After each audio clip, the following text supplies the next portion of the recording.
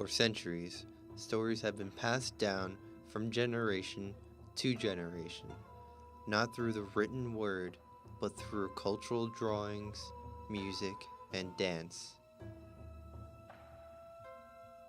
This is one of those stories. Hey, my name is Shakti Selene. I'm a belly dancer here in Charleston, South Carolina, and I was here to talk about how I actually got started in belly dancing. I started at a very early age. At 16, I started taking classes at a local YMCA that lasted about a year. We traveled all over the Mideast, and particularly to Istanbul, Turkey, where we danced and we saw many cabaret shows and folkloric shows.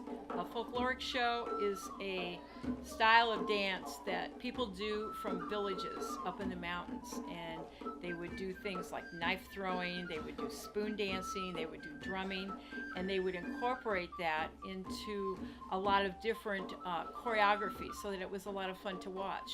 We also saw a lot of beautiful choreography there done by the Turkish dancers. Then we also traveled to Greece and we performed there on the boats between the islands.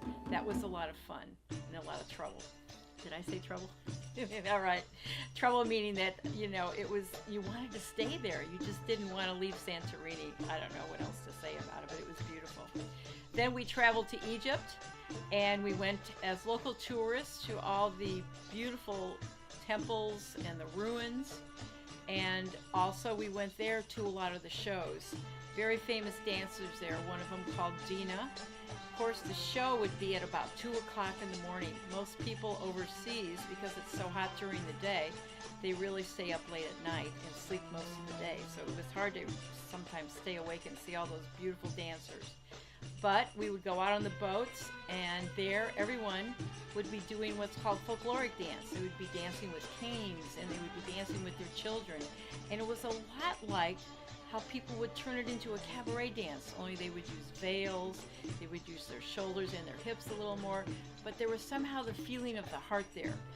I fell in love with Turkey, though. Turkey had such a warm culture. To it. The food, the people, the men were gorgeous, very romantic, and of course all the beautiful history there. And I just fell in love with it. The climate was fantastic, and I loved to dance there, and I would do a lot of gigs because a lot of people from Istanbul, especially the women, didn't speak English. So a lot of foreigners would come to the belly dance stores and want to learn belly dance. And of course, I was available because I was there a lot. And I would teach foreigners how to belly dance, which was fun for me. And I got a lot of gigs through the music stores. I was always buying the Turkish music, and they would send me out on drumming expeditions to get drums for clients, because people would drum and then they would want a belly dancer at that. I would fit in because in northern Turkey, women would have the blonde hair and they would also have the blue eyes. So that was lucky for me. It was a good time, let me say that. Then on the weekends, I would sometimes go to Morocco, and I fell in love with Marrakesh because I was always going to Turkey and Egypt, because I started a costume business at the time and would come and bring those home for my fellow dancers, and they so appreciated it. I have taught belly dancing many years, probably for about 20 years. I started teaching in my townhouse in Mount Pleasant, and then also at a place called Creative Spark. That was one of my biggest places that I taught. I sometimes had 15, 20 students at a time. And being from, having lived in the Mideast and coming right back from there, I would just have new dances and new choreography for everybody, and they absolutely loved it. Also taught at a local YMCA in Somerville. That was a lot of fun.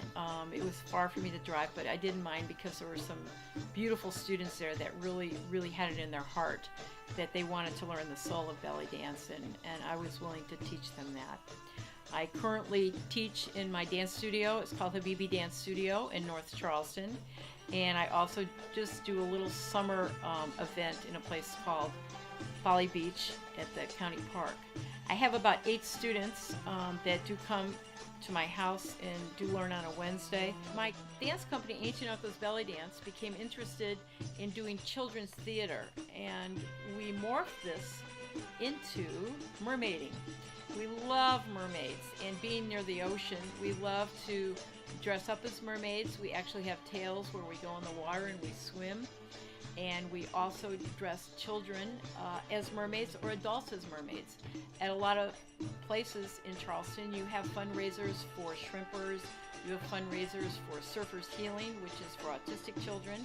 And actually tomorrow we'll be going to that event, and we will have a tent set up, and we do what's called mermaiding, where we dress people up as mermaids. And then what we also do is we entertain there. We bring our veils and our silk fans, and we dance on the beach. And we have mermaid outfits. We have shell bras, and then we have beautiful lace skirts that we wear. We also wear what's called a washer skirt, so it kind of looks mermaidy when we move. And we're entertainers there. It's been a lot of fun. So we consider mermaid part of our dance company, because we do raise money when we do have all our other events. Moon over Morocco, we're in our 12th year with that. So we have a lot of different venues. We also dance at restaurants, which is kind of fun because a lot of people are eating and they wonder, oh, what's this, a dancer? It just lends itself to a lot more excitement. It makes everything a little bit more, sometimes more romantic, especially for the couple.